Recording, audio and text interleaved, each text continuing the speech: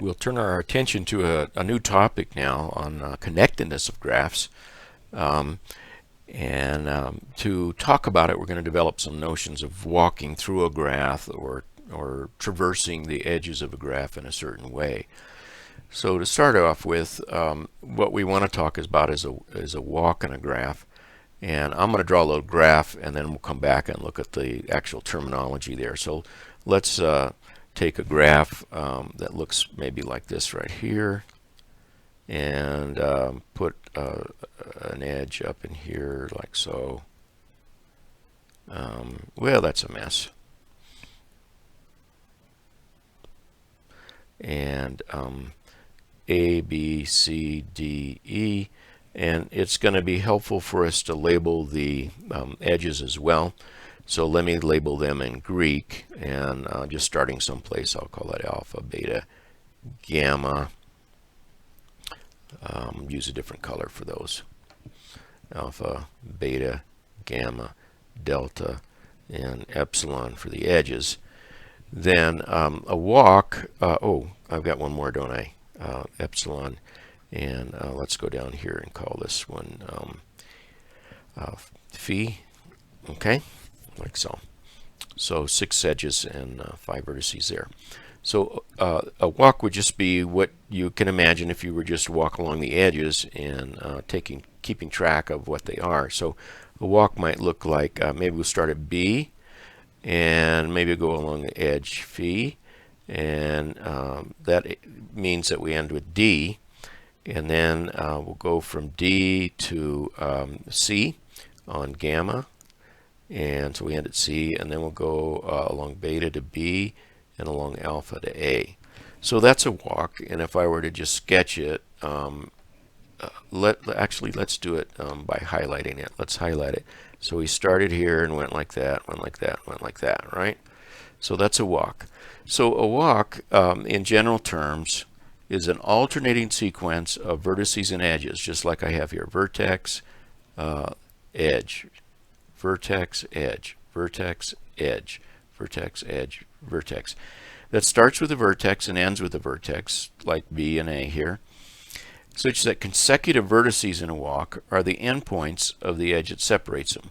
Well, it makes the most sense, right? So that's just a technical way of saying that. If we look at 2 vertices here, then gamma is an edge that connects those 2 vertices, D and C, right? So they're not just put together willy-nilly. A closed walk is one that ends where it started, that's all, right? If the initial and terminal vertices are the same, it's closed. So a closed walk in this case over here, we might write it as maybe A epsilon E, have to write that there, delta phi B A, that's a closed walk. And it basically went around that 1-4 cycle in there. All right, so that's the nature of that there. Now, there's a number of other things we're going to do when we talk about a walk. By the way, some people call this a path. You might see that in some of your other resources if you look at things online or whatever. My experience is that in the actual area of graph theory, walk is more common than using a path here. So we'll use it that way. Now, certain kinds of walks have special names. So walk doesn't have anything restricted to it except you're actually walking the edge of the graph, maybe repeating them, etc. But a trail is a walk with no repeated edges, but vertices can repeat. So you just don't retrace your path. No retracing of the walk, on our walk. I guess of edges would be better. A circuit is a closed walk that doesn't repeat edges, so it's really a closed trail, i.e. closed walk, and where you start with no repeated edges. Now that distinguishes it from what we've called a cycle. We'll come to that in a minute. A path is just as before, as before. It's isomorphic to something like this. So so that means that you do not repeat vertices. No repeated vertices. All right, so you can just, you know, unravel it and lengthen it in just one little string like that. But the trail can, and so I'll give you an example of that in a minute, where the trail can repeat vertices, but not necessarily, but cannot repeat edges. A cycle is as before. So it's the same as, or isomorphic to, a CN, but this is a PN, right? 1, 2, 3, 4, 5, actually P5 here. But it's going to be the same as a CN. It's going to be something like this in the graph. It's going to be a walk like that. So it's really a closed path. Closed path in the sense that we don't repeat vertices except at the start and end. So it's not truly a path, so that's a little bit of an abusive term there, but it's like a path, but you close it up. The length of a walk is the number of edges in the walk. So we'll look at some of these terms here with a particular graph here. Let's take a C6 to start off with and add some edges to it, like so. So that takes that C6, okay? Now here's the thing. In a simple graph, all we have to do is use a vertex list, a simple graph, a vertex list specifies a walk, because there's only one edge between any two vertices, so you don't actually have to list the edges to do that. So let's label these A, B, C, D, E, F, like so. And so I want to give you a trail that is not a path. Let's start off with a walk that is not a trail. All right, let's do that. Let's take a walk that's not a trail. So I'm going to go from B to E to C to D to E to B to F to A. Now, why is it not? Well, the edge BE and EB, that's repeated, so this is a walk,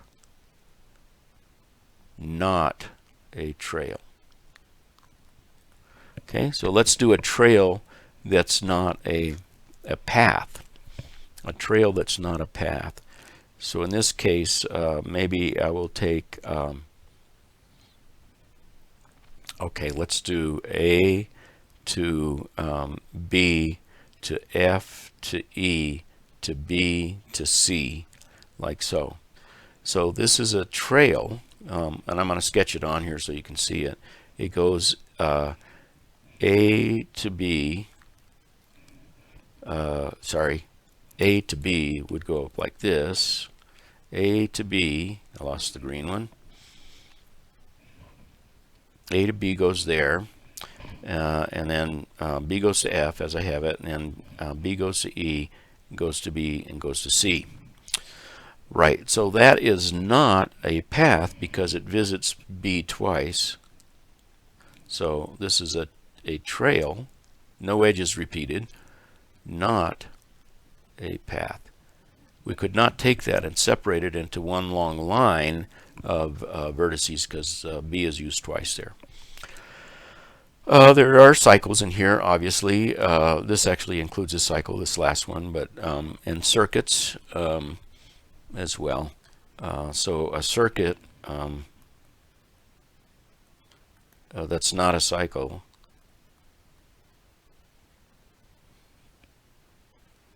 might be something like So what I want to do to make it not a cycle is actually pass through a vertex twice.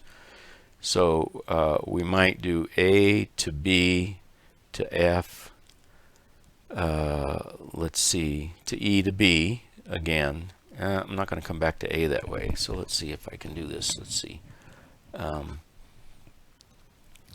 C to E to F to B to C to D to E. C to E to F to B to B to E to D to C.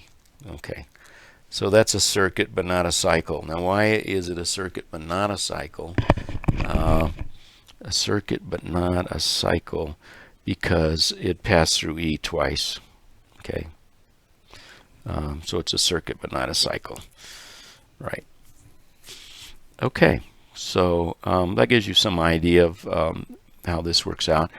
We're going to call a graph connected if each two vertices in it has a walk between them, and a component of a graph is a connected subgraph that is not contained in a larger connected subgraph. So it's a maximal connected subgraph. So most of our graphs that we draw are connected, but you know, if we draw one that is not connected, maybe we have something like this. This one here is definitely connected, and put another one beside it. So maybe just something like this, and this little graph right here, this little piece of it here. So all of this right here is G. Okay, so G is disconnected, not connected, and G has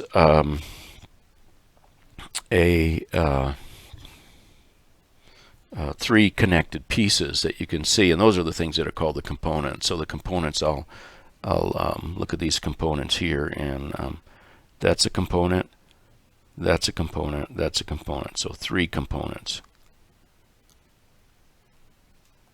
of the graph are the connected pieces that are not contained in a larger connected piece. Now we say it that way because if you look at this one right here, that little guy at the bottom is a connected piece, right? That by itself would be connected, that part right there. But it's part of a larger connected piece, so it's not a component. So that's why the language has to be technically said that way. Now, one thing about connectedness is that it's connected means there's a walk there between any two vertices, but you can actually turn it into a path by throwing away what you don't need.